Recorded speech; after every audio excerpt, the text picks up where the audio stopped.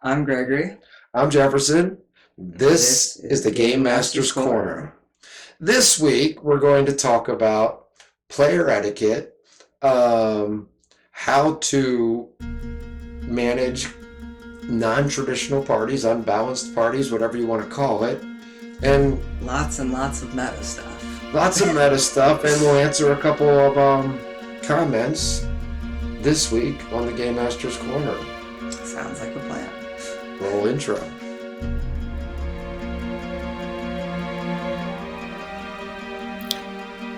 In the land of Sanathia, far from the capital, to the west and to the south, there exists the ancient city of World's End.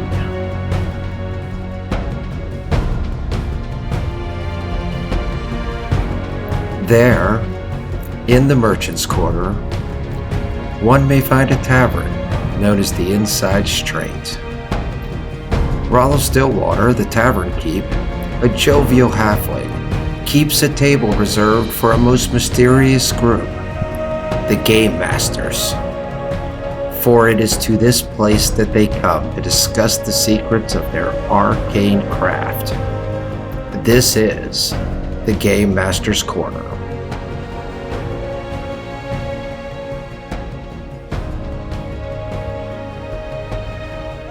Okay, so here we go. Alright. I guess the first question I should be asking is how do you balance encounters around unbalanced parties? So, let me make sure I understand the question. Back a billion years ago, in the olden days, like AD&D, the classes were very different. Yes. And the right combination, you want a ranger, you want a fighter, you want a wizard, but we called it magic users back then, a cleric for healing, and there you go. Well-balanced party. And that thought, I think, still remains. But it would be theoretically possible to have a group, a party that says, it'd be cool if we were all wizards from different schools of magic. Which means that they're really going to struggle with the martial stuff. Yes. Is that what we're talking about? Yeah. Okay. So here's the thing. It is my belief that class balance doesn't matter as much in 5e as it once did. Maybe I'm wrong, but there are still considerations. Yes. If you don't have a tank, if you don't have somebody who can deal some damage, if you're all wizards, for example, you're going to have to approach things differently. As the game master, my advice would be don't change things too much. If your notes say that 5 goblins pop out at this point, let 5 goblins pop out. But maybe let them pop out from a distance where the players could get a couple of rounds before they were in a situation where they were in hand-to-hand melee. Or if it says it's 2d4 goblins and these guys are just going to get wiped out if they get 8 goblins, roll 1d4. Little adjustments as you go based on how things are going matter. Yeah. Someone somewhere may watch this and say, but if they created a stupid party, they should die. The PCs, of course, the characters. Yes. But I say, actually, this is a game, and the idea is that we all have fun. So every encounter should be winnable while remaining potentially lethal for the PCs. Yeah. This keeps it challenging, keeps it interesting, keeps it doing that. The bigger thing you're going to have to do, and it's not in the stats and the die rolling and all of that, you're going to have to teach your players how to play like this. Yeah. If you're a group of 4 wizards, then your MO should be Trying to weasel your way out of any fight. or cautious and looking and attacking from distance. Yes. Where you can lay all your magic on the bad guys before they have a chance to put a hit on you. And that's going to require a certain strategy. Yeah. If the players refuse to adopt a strategy that works for that party, sooner or later, this will solve itself. They will cease to draw imaginary breath, and re-rolling of characters will happen. But to tell players that they have to create, okay, we've got this, and this, so you have to be a ranger. Nobody should have to be in anything. Yeah. Every class should be perfectly fun to play, but we got reasons for wanting to play the classes we always do. You got people who are, I'm always the ranger. That's what I do. I'm always the rogue. That's what I want to do. Cool, be the rogue. But if somebody else wants to be a rogue too, gotta let them. Mm-hmm. Don't have to. I would. Because that's what people would do. Other people just played a rogue for like a year and a half in the last campaign and really want to try something different. So let people play what they want to play. And then let the group work it out. You have 2 clerics. One of them may come in all fire and brimstone and wiping out enemies, and the other one might be, I'll heal you, and a friendly, helpful cleric, Mm-hmm. But you got a lot of options here on how this could go. And don't limit the game, don't limit your players more than you have to. If they have an idea that is not going to work in your setting, you got to talk about that.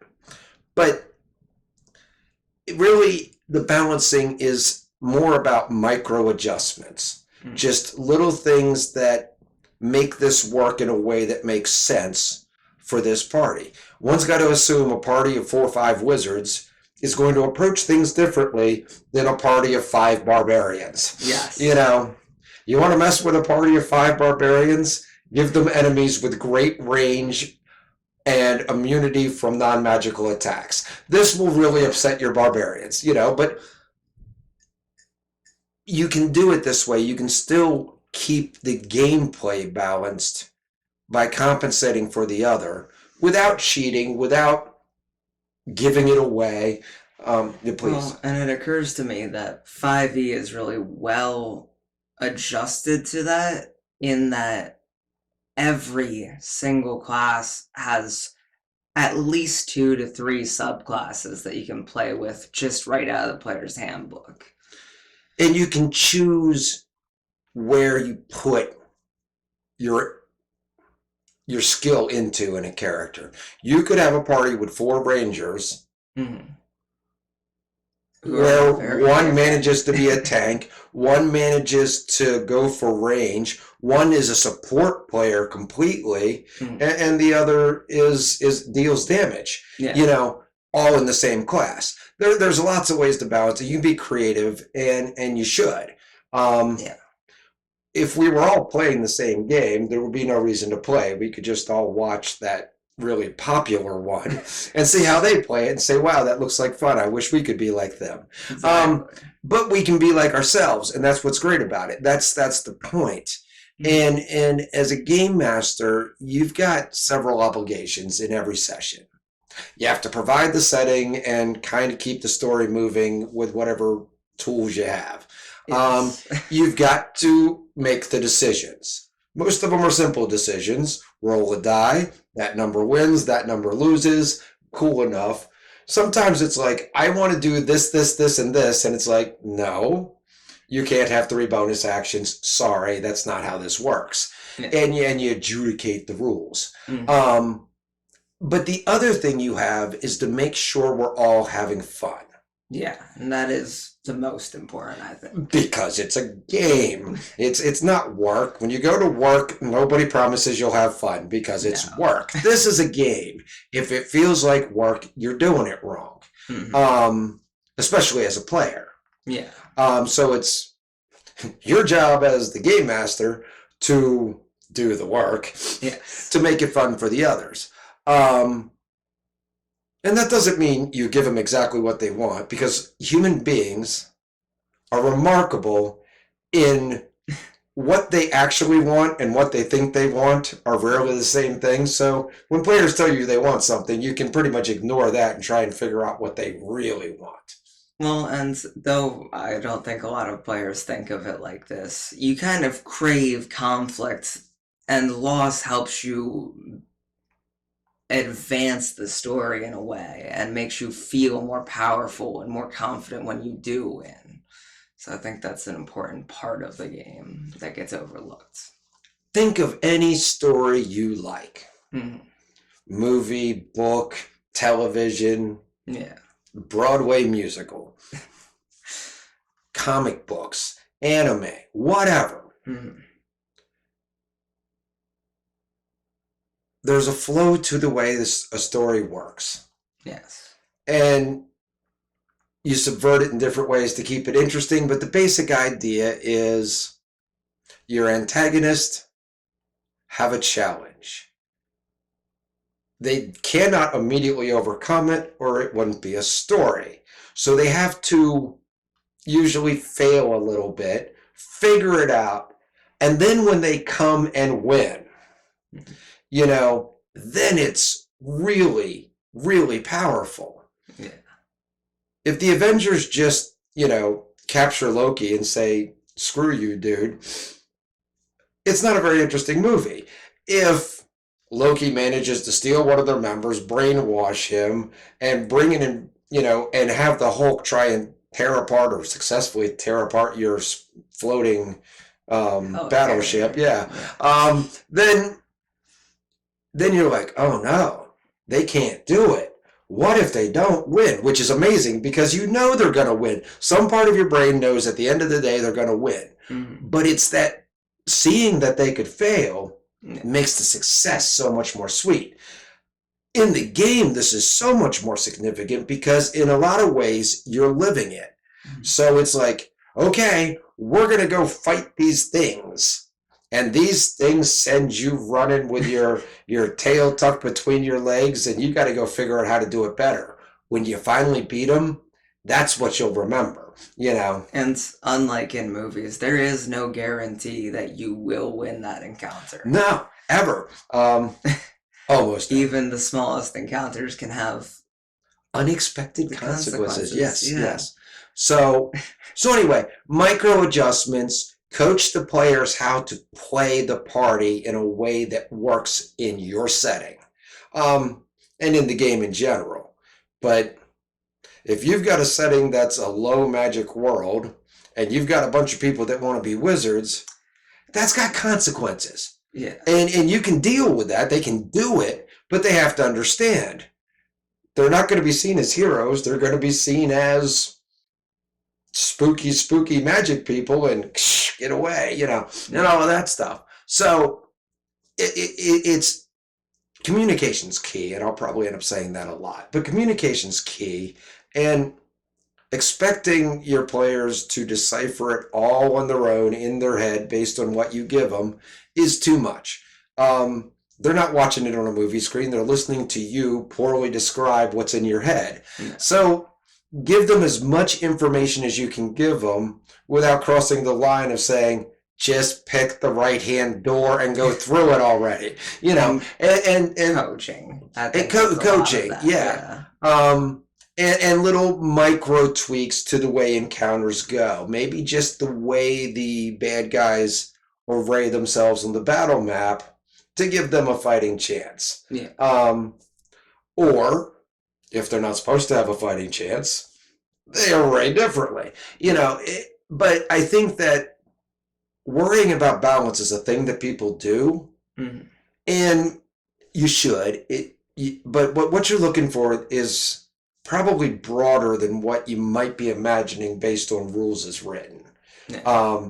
There's no magic formula to it, which is why people criticize the challenge rating so much, because They don't seem like they work. Well, because It's a guideline more than anything. yeah, it's a baseline to work off of. Yeah. Adjust and tweak. If you got 7 people in your party or 4 people in your party, no matter what the classes are, they're going to experience things differently. Very differently. And you're going to have to adjust for that to keep it real. To keep it real. To keep it feeling real. To keep the players engaged. So I think keep that suspension of disbelief. Yes, which is hard to hold in a game where you will stop what you're doing to talk about the rules every 5 minutes. But we try. So does that answer our question? I think that does quite nicely. Okay, so we did have some comments from the last episode, and they both posed questions. The first one's short and sweet, and they ask, never ever kill players, to which I will emphasize, never ever kill players. Be kind to your players. Because, it's a game and we're supposed to have fun. The second question asked about along the lines of talking about the big bad. Says, how would you play a big bad who's sympathetic? And when I read that, I'm on a Marvel kick right now, but I'm sorry. But I pictured Killmonger from Black Panther. Yeah, I think that's a good example. There's a bad guy who every single thing that he asserts, I'm thinking, he's not wrong. Yet, they did a good job of balancing it so that you still didn't want him to win. Yeah. And that's the same tightrope you would have to do with that. You've got to make them sympathetic. You want to have the players and then therefore the PCs going, maybe they're right, but keep them just bad enough that they still must be defeated. I think the answer to keep on a Marvel kick is it's Thanos. It's a good idea executed poorly or evilly in these cases sometimes. Overpopulation is a very serious issue. Killing half of the human or all creatures is not a great solution to that. It's not a very reasonable or ethical or whatever. But if you're going to go that route, the thing to keep in mind is this. If you do that, there's a chance, greater than you think, that your players will go, that dude gets it. Yeah. We're on his side. Now, that's fine. But be prepared to understand how the big bad would react to that. Would he take them on as minions and your campaign goes a completely different direction? Would he scoff at them and try to smite them anyway and make them feel stupid for trying to join him? Who knows? But as long as you're prepared for that scenario, it's a fun way to go. Yeah. So, do we have a second question? We do. And I think it's an important question in and of itself, but I'd like to ask, how do you establish a proper etiquette at the table, especially like during a session 0 or something like that? The session 0 is a huge part of it.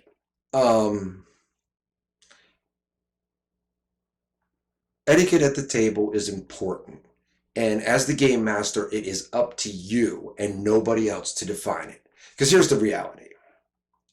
The game master is going to put hours, sometimes many, many hours, but at least a few hours of their own time into working on this ahead of the sessions. They're going to be juggling all these things during the sessions. They're going to have all the questions and all of that. It's a lot of work. Yes.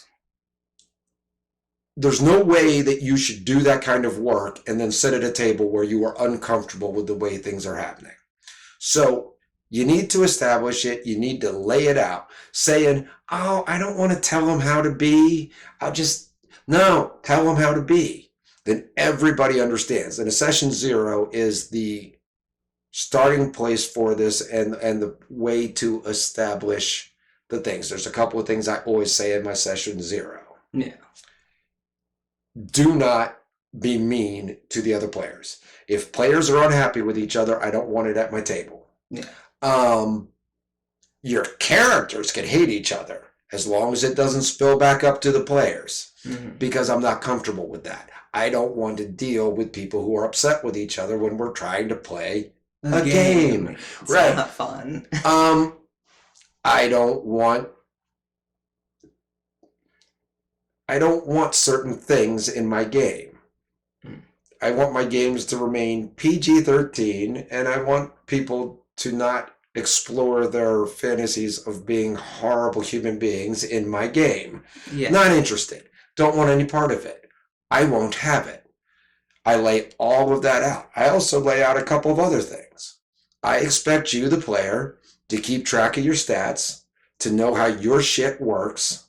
I'll help, but I expect you to know. I expect you to count how many arrows you fired, how many spell slots you have left, all of that stuff. I'm not doing it for you. And I'm not worrying about how you roll the dice. Just don't cheat because it's stupid. I always say, cheating hurts you more than it hurts me. Right. As we talked about just a minute ago, you need to have those challenges. If you always have the best rolls and everything always goes right, we can just put the dice away and play make-believe. Yeah. My fighter goes in and kills the dragon with 1 hit. Okay, cool. Now, that's no fun. So I lay these things out, but then you've got to manage it during the games. People will push your boundaries. They've heard what you said, and most people will work with you. But they're trying to understand, just like a 2-year-old, how far they can really get with it. When they push up against your boundaries, you stop it. You stop it right there. That's not going to happen. We're not doing that, And you Which I feel is where a lot of these people on certain forum sites have their issues stem from, is that they don't push back when somebody pushes forward. Right. And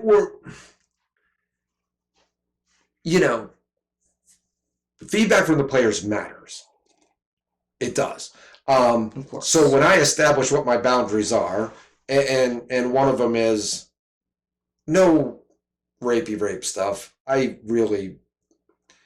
we get that with half races, it's a thing that happens in the world. Perhaps I don't want it to be on screen or part of my story in a direct way. It does not need exploring. It's not really fun for me, and I'm not interested.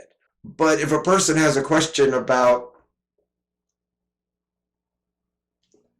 risque encounters with an NPC, they can ask you, would I be able to do this and this? And I'll tell them, no, I don't want to do it. Or, if you got to be that barred, fine. Well, you know what's going to happen in my game? You and whoever are going to disappear off screen for some amount of time, and the rest of us aren't going to think about it because I don't care. Yes. It's cool that you seduce somebody. What happened after the seduction is of no interest to me. None. Zero. That's not the kind of role-playing I'm looking at here. So, so establish these things in the session 0. Invite, challenge, insist that the players ask questions. What do you mean by this? What about that? Would this work? When we know it all up front, when we've laid it all out in a session 0, for those not in the know, a session 0 is the first, now that I've said it 17 times, is the first session. But we don't actually play the game. We talk about how the game is going to be played. What the settings are going to be like, what kind of characters we're going to build, even if we don't necessarily actually have them built. Yeah. What the ground rules are, what the expectations are. And that means everything from behavior to schedule. Yeah. We're once a month on Saturdays. We're playing it. Snacks, who's hosting, how does it work? And Jimmy's going to have to be late every third session, but we're cool with that and we can work with it. And we get all that worked out.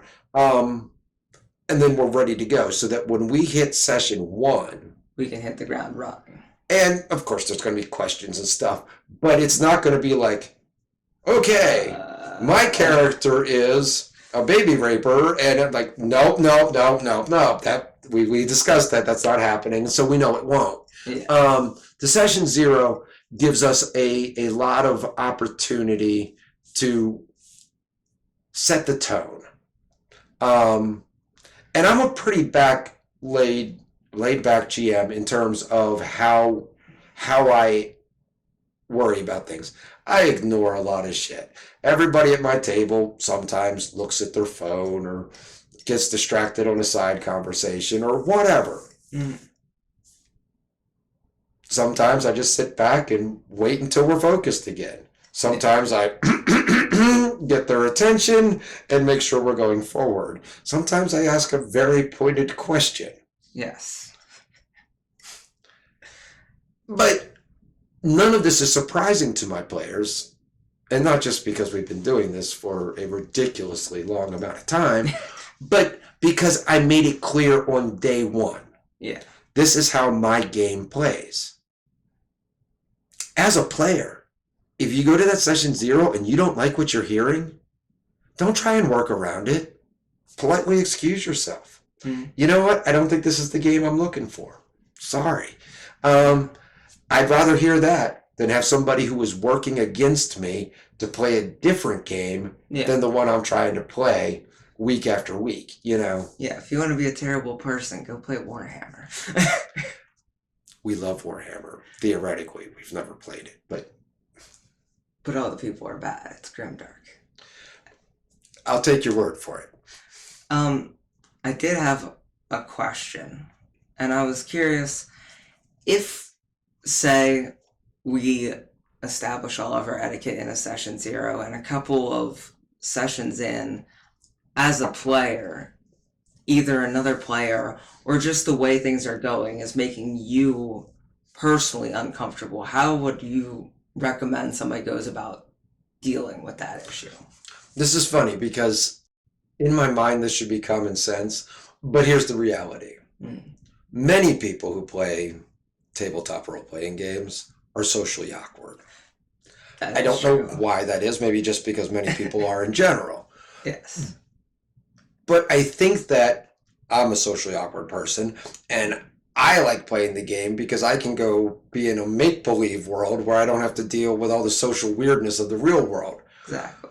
But it's a social game. Yes. So this leads to problems where people who really wouldn't list interacting with other people as their strongest trait are forced to interact with other people to play the game they want to play.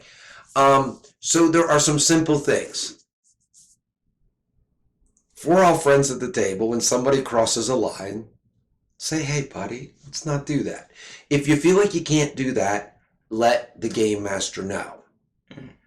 If the game master sees it happening, sometimes you can see it coming like a runaway train. Yeah. They have not crossed my line yet, but they're building towards it. I can feel it. I can sense it. I can see it. Mm-hmm. So that's when we take a break, pull them aside and say, what are you trying to accomplish with this? How is this going to play out? And then we can talk about it so that it doesn't steer into something that makes us all uncomfortable and it fits the game. And again, as a game master, that's one of the responsibilities you're taking on is managing these people. Telling them to stop squabbling, put away their phones, pay attention, sit up straight, and all this stuff. And you're somewhere between like the god of Dungeons and Dragons and like somebody's mommy and or manager, all at the same time. Yes. And it's cool. That's what you do. Yeah. But I remember back in a table that I was at, 3.5, everybody there tended to call the DM God just because in a lot of ways he was at that table. Very nice fella, but that's just how it rolled at the table. But setting the expectations, enforcing them. If you say it's going to be like this, this, and this, and then let people do whatever they want. No one's going to respect your rules. Right. So you got to enforce it. If you've laid it out and everybody's agreed to it, it shouldn't be a big deal. No. It should be just a reminder. And it's okay to remind people. They're caught up in the moment. They're imagining all this stuff. And they start to steer someplace that doesn't work. Yeah. You know, consistency, communication, clearly set expectations in a session 0 will go a long way to establishing the table you want to be at. And sometimes, like, people look at me like I'm a jackass when I give one of my rules, and they're like, "But I want to do that," and I'm like, "Yeah, but not here." Yeah. And some of them are moral and behavioral. Some of them are like, I don't want rookie players playing certain classes because I've had bad luck with it and I don't feel like it. Yeah. Is that fair or rational? Not necessarily, but it is my table. Exactly. And so we're going to go with where I'm comfortable. You know. And I think that's important. That's why I think it's important to say that the role of the DM is the adjudicator of the rules. It's not always that you're saying exactly what's in the rule book. It's just that you're telling them how it's going to roll this time and every time forward. Another thing I say at every session 0 is, as the DM, whatever I say is right.